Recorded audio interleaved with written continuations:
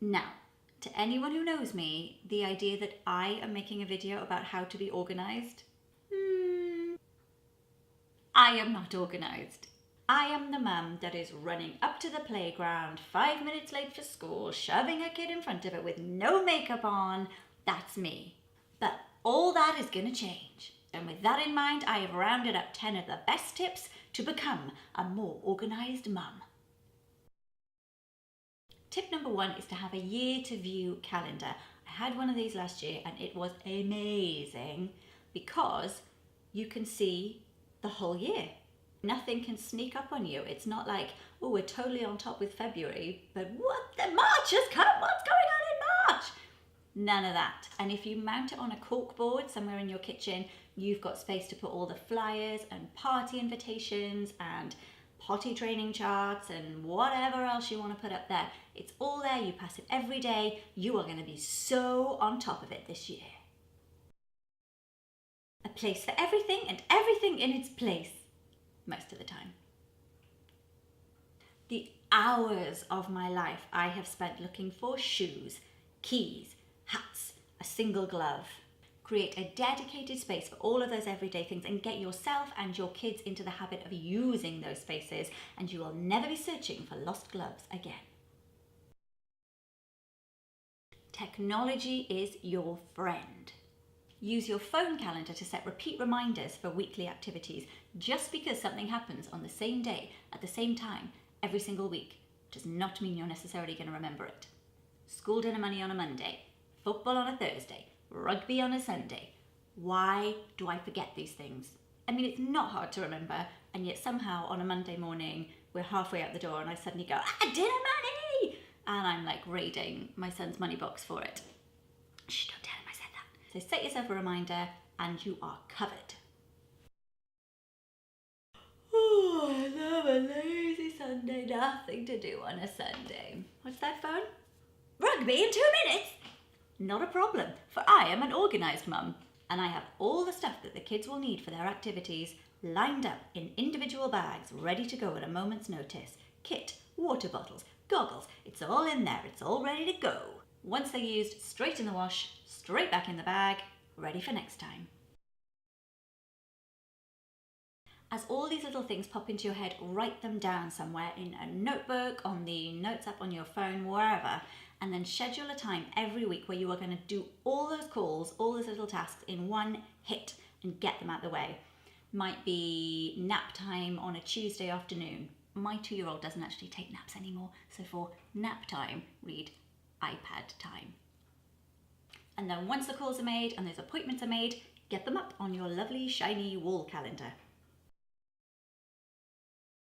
Stockpile, like there's a war coming.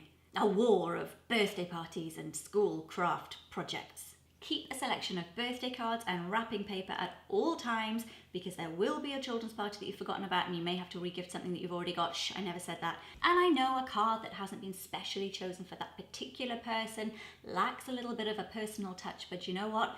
No one reads cards. No one cares. It's got the right number on it. Hand it over.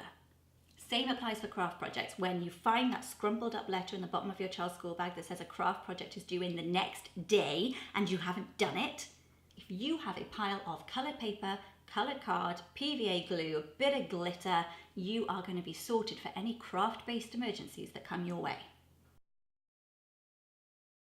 Go online. Your food shop, done for you, brought to your door. What's not to like? The other thing that I love about online shopping is you can build your list as you go. So as things pop into your head that you need them, don't write it on a scrap of paper, don't write it on the back of an envelope. Let's face it, we've all tried that. That system does not work. So go onto the website and stick it in your shopping basket or stick it on the shopping list that's on there, and it's just going to build over time and you're not going to forget about stuff.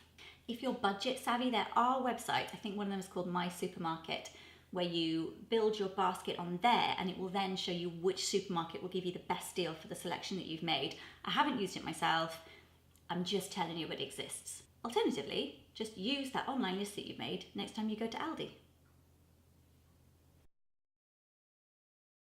And when you are doing that shop, make the most of your freezer. I think there's been a bit of a kind of snotty attitude towards frozen foods, like somehow frozen foods are a bit of a cop-out, but they're bloody brilliant. And actually, the stuff that you can get is really good. Bag of green beans, some sliced peppers, in the freezer. So if you make sure your freezer is fully stocked, even when you're having a disorganised day and you haven't been to the shop and you open the cupboard and there's nothing in the cupboard for tea, we're all gonna starve. You're not gonna starve because you've got it all in your freezer. Okay, this one is the simplest one on the list. It almost doesn't warrant being on a list because it is so obvious, and yet I just can't do it. Get everything ready the night before. It's so simple. Why can't I do this?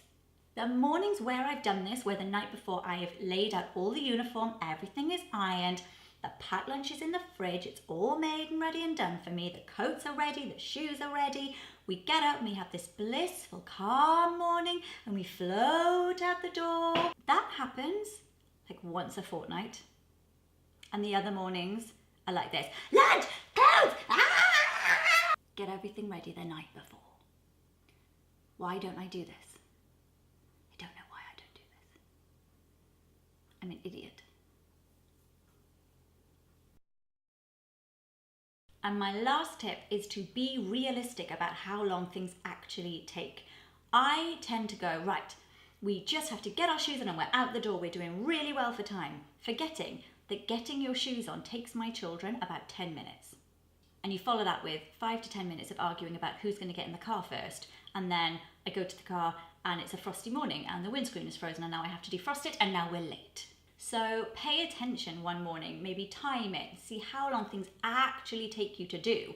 And when you're aware of that, you can plan accordingly.